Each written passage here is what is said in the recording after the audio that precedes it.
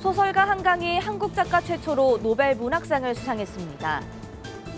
소설가 한강의 수상으로 우리나라가 고 김대중 전 대통령에 이어 두 번째 노벨상 수상자를 배출했습니다. 국내 최대 규모의 기독교 영화제 KCFF가 오는 24일부터 3일간 서울에서 개최됩니다. 대한예수구장로회 백석총회가 47회기 첫 기도백석을 개최했습니다. 최근 대한예수구장로회 합동총회가 여성의 강도권을 인정한다고 결정한 가운데 총신신대원 여동문회가 입장을 발표했습니다.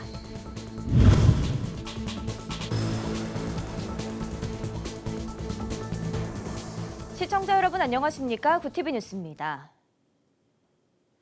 소설가 한강이 한국 작가 중 처음으로 노벨 문학상을 수상했습니다. 스웨덴 한림원은 현지 시간 10일 한강을 수상자로 발표하며 한강의 작품은 역사적 트라우마에 맞서고 있는 인간 삶의 연약함을 폭로하는 강렬한 시적 산문이라고 선정 이유를 설명했습니다. The Nobel Prize in Literature for 2024 is awarded to South Korean author Han Kang for her intense poetic prose that confronts historical traumas and exposes the fragility of human life. 이어 한강은 육체와 영혼, 산자와 죽은 자 간 연결에 대한 독특한 인식을 갖고 있으며 시적이고 실험적인 스타일로 현대 산문의 혁신가가 됐다고 덧붙였습니다. 한강은 한림원이 공개한 전화 인터뷰에서 정말 감사하다, 너무 놀랍고 영광이다라며 한국 독자들과 동료 작가들에게 좋은 소식이었으면 좋겠다고 말했습니다. 한강은 인간의 폭력성과 그에 따른 삶의 비극성을 끊임없이 탐구해온 작가로 꼽히며 2016년 채식주의자로 세계 3대 문학상 중 하나인 맨부커 인터내셔널 부분을 수상한 바 있습니다. 채식주의자 외에 5.18 민주화운동을 배경으로 한 소년이 온다, 말을 잃어가는 여자와 시력을 잃어가는 남자의 만남을 그린 히라버 시간 등의 작품을 썼습니다. 소설가 한강의 수상으로 우리나라가 고 김대중 전 대통령에 이어 두 번째 노벨상 수상자를 배출했습니다. 김 전 대통령은 재임 중이던 지난 2000년 노벨 평화상을 수상했습니다. 당시 김 전 대통령은 군부 정권에 맞서 한국은 물론 동아시아의 민주주의 발전에 기여하고 대북 햇볕 정책을 펼치며 한반도의 긴장을 누그러뜨린 공로로 노벨 평화상을 받았습니다. 당시 노벨위원회는 김대중 대통령은 햇볕 정책을 통해 남북 간 50년 이상 된 전쟁과 적대감 극복을 추진했고 김 대통령의 북한 방문은 두 국가 간 긴장 완화 과정의 촉진제가 됐다고 선정 이유를 밝혔습니다. 김 전 대통령의 수상은 한국인으로서는 사상 최초이자 역대 100번째 노벨 평화상 수상자라는 점에서 국제사회의 주목을 받았습니다. 당시 김 전 대통령은 사상 최다였던 150여 명의 평화상 후보자들 중에서 단독 수상자로 선정됐습니다.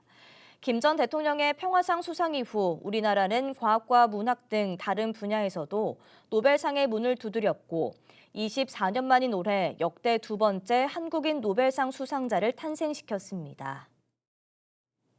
국내 최대 규모의 기독교 영화제 KCFF가 오는 24일부터 3일간 서울에서 개최됩니다. 해외에서 주목받는 여러 기독교 영화들이 이번 영화제의 초청작으로 선정돼 많은 성도들의 관심이 모아지는데요. 영화제 측은 비기독교인 등 누구나 참여할 수 있는 축제장이 될 수 있도록 다양한 행사를 마련했다고 밝혔습니다. 권현석 기자입니다. 가족으로부터 버려지거나 학대를 당한 뒤 트라우마 속에 살아가던 아이들. 아무도 받아주지 않던 이들을 사랑으로 품은 건 작은 마을의 한 교회 공동체였습니다. 77명의 위기 아동을 입양한 미국 텍사스주 베넷 채플 교회 이야기를 배경으로 한 영화 더 사운드 오브 호프입니다. 국내 최초로 상영되는 이 영화는 오는 24일 한국 기독교 영화제 KCFF의 개막작으로 관객들을 만납니다. 2016년 단편 영화제로 출발해 국내 최대 규모의 기독교 영화제로 자리 잡은 KCFF가 오는 24일 사흘간 서울 코엑스에서 열립니다. 더 사운드 오브 호프를 비롯해 여러 국제 영화제의 대상을 휩쓴 영화 마다가스카르 뮤직과 다큐멘터리 영화 더 케이스 오브 헤븐 등이 초청작으로 상영될 예정입니다. 크리스천 영화계의 발전과 인재 양성에 집중해온 만큼 영화제는 올해도 공모전을 진행합니다. 사전 심사를 거쳐 7개의 공모작이 선정된 가운데 대상 수상자에게는 상금과 함께 할리우드 영화 제작을 경험할 수 있는 1:1 멘토링 프로그램까지 제공됩니다. 이렇게 혼란스러운 시대 가운데 바른 복음을 담은 컨텐츠와 또 이 안에서 하나님의 꿈을 꿀 수 있는 문화 사역자들을 키워내는 것, 그래서 세상을 거슬러서 올라갈 수 있도록 도와주는 것이 저희의 사명입니다. 이번 영화제는 특별히 기독교인과 비기독교인이 함께 즐길 수 있는 축제장으로 마련됐습니다. 이를 위해 국내외 유명 감독들과 만나는 영화인의 세미나, 또 각종 체험과 포토존 등 즐길 거리가 가득한 문화 페스티벌 등이 진행될 예정입니다.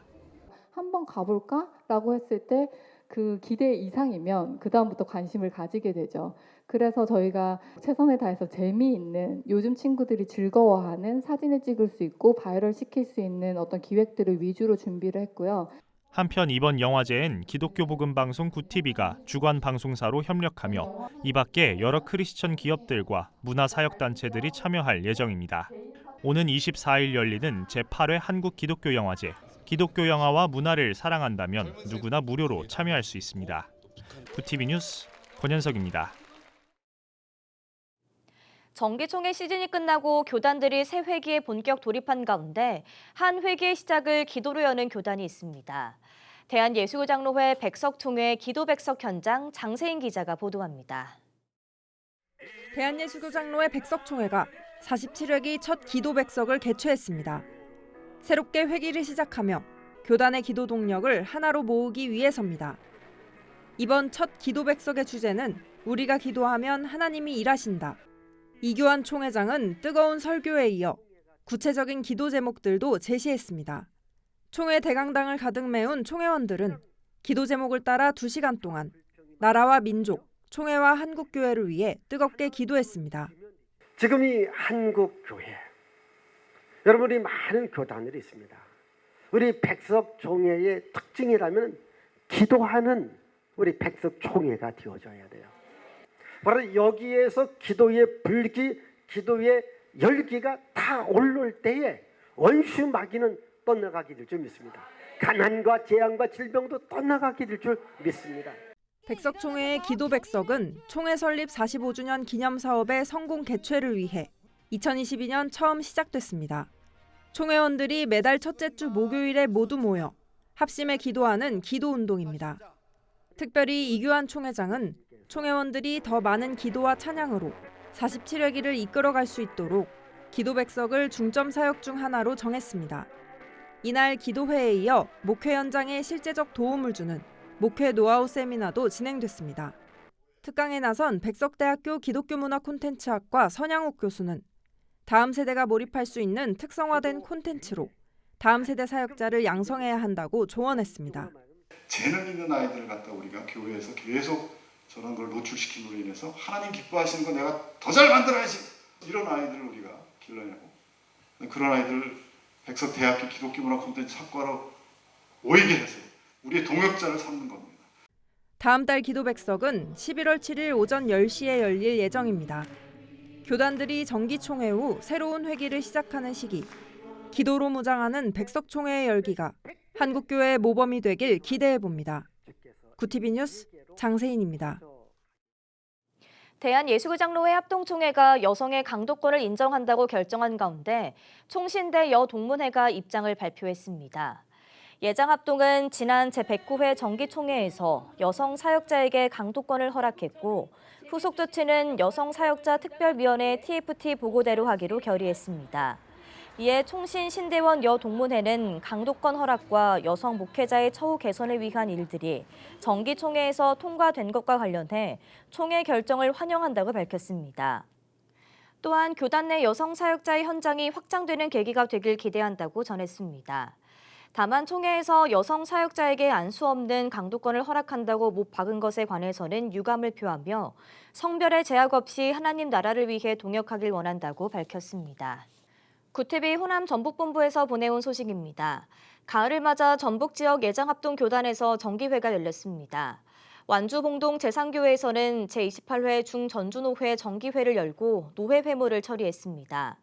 이날 설교에 나선 중전주노회 노회장 김형래 목사는 우리는 믿음의 의인이 돼 어려운 이때를 이겨내 하나님께 인정받는 목자로서 사명을 다해야 한다며 믿음의 중요성을 강조했습니다. 이후 진행된 회무에서는 노회발전위원회 운영 보고를 진행하며 교회 영입과 노회 합병에 대한 사안을 논의하고 노회 발전을 위해 마음을 모았습니다. 이어 익산 천광교회에서는 제83회 1인노회 정기회를 열고 노회 안건을 논의했습니다.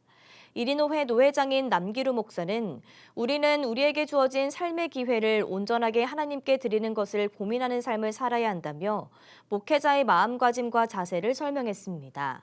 한편 1인노회는 신임 강도사 인허, 목사 임직식에 이어 은퇴비 연령 변경, 임원 선거 제도 개선 등 각종 헌의 안건을 진행하며 정기회를 마쳤습니다.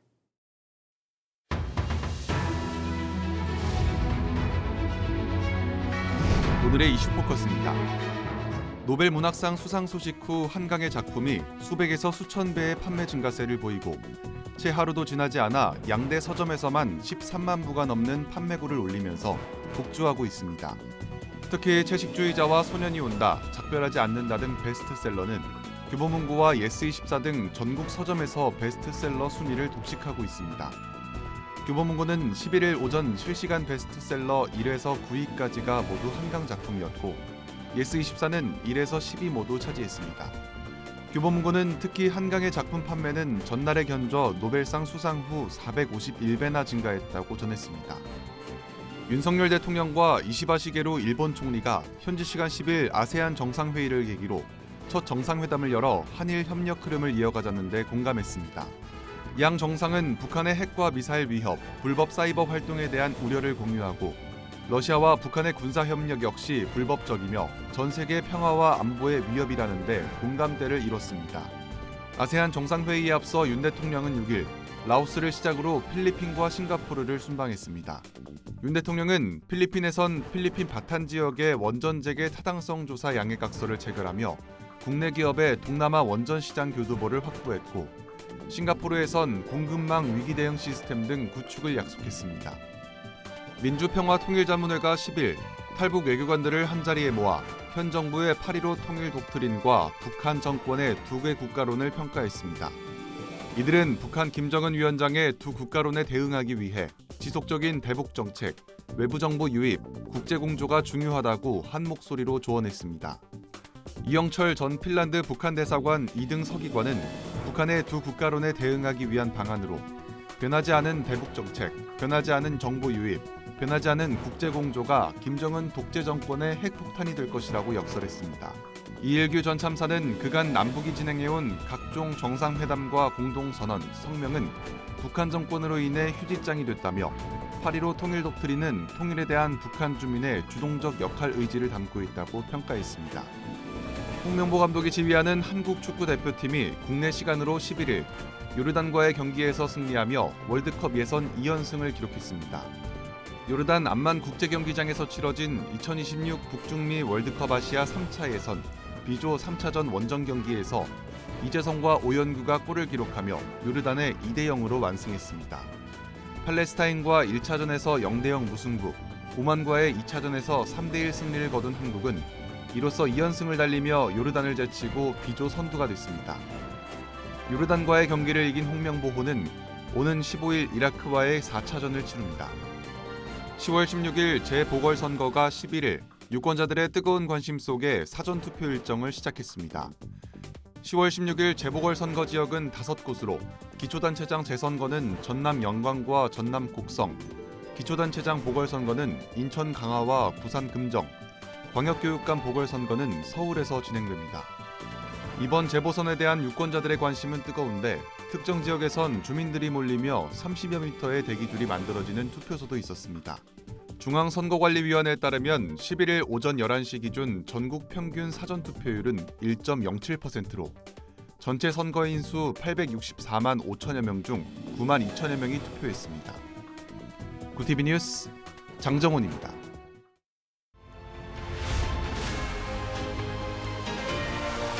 구티비 월드와이드입니다. 이스라엘군이 레바논 수도 베이루트 중심부에 인구 밀집 지역을 공습해 100명이 넘는 사상자가 발생한 것으로 전해졌습니다. 현지 시간 10일 AFP 통신에 따르면 레바논 보건부는 이날 이스라엘의 적들이 오늘 저녁 베이루트를 폭격해 22명이 숨지고 117명이 다쳤다고 밝혔습니다.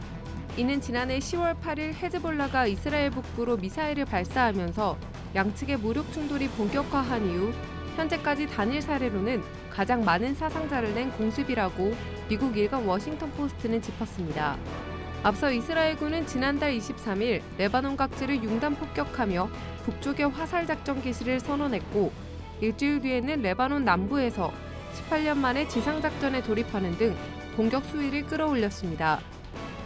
러시아가 북한산 탄도미사일을 운용하는 것을 지원하기 위해 북한이 군 기술자 수십 명을 전선에 파견했다는 보도가 나왔습니다.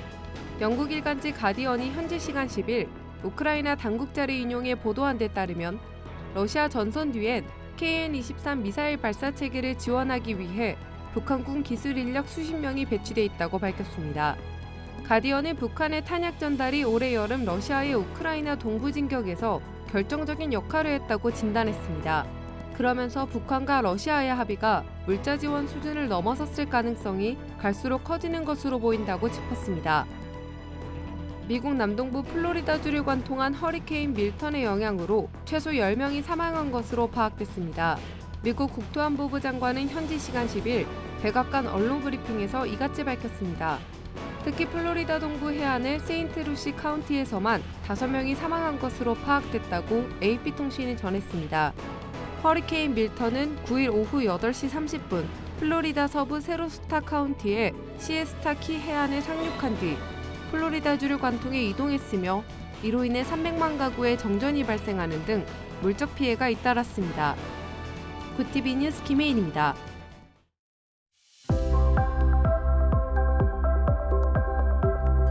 내일은 전국이 대체로 맑겠습니다. 낮 기온이 25도 안팎까지 오르며 따스하겠는데요. 크게 벌어지는 일교차에는 유의하시기 바랍니다. 이어서 전국 날씨입니다. 내일 한낮 최고 기온은 서울 24도, 강릉 25도가 예상됩니다. 남부지방은 광주와 부산, 대구 26도, 제주 25도를 보이겠습니다. 날씨였습니다. 소설가 한강이 노벨 문학상을 받으며 우리나라 역사에 큰 획을 그었습니다. 그녀의 작품은 인간 내면의 복잡함을 깊이 탐구하고 이를 통해 독자들이 삶과 고통을 다시 바라보게 하는데요. 소설가 한강의 노벨 문학상 수상을 계기로 서구권 작가들이 주도하는 세계 문학계에서 한국 문학이 재평가받는 계기가 될 것으로 보입니다. 박시기, 김정자, 박희자 외 많은 성도님들께서 복음 스튜디오 주춧돌 쌓기 헌금에 동참해 주셨습니다. 참여해 주신 모든 분들께 다시 한번 감사드립니다.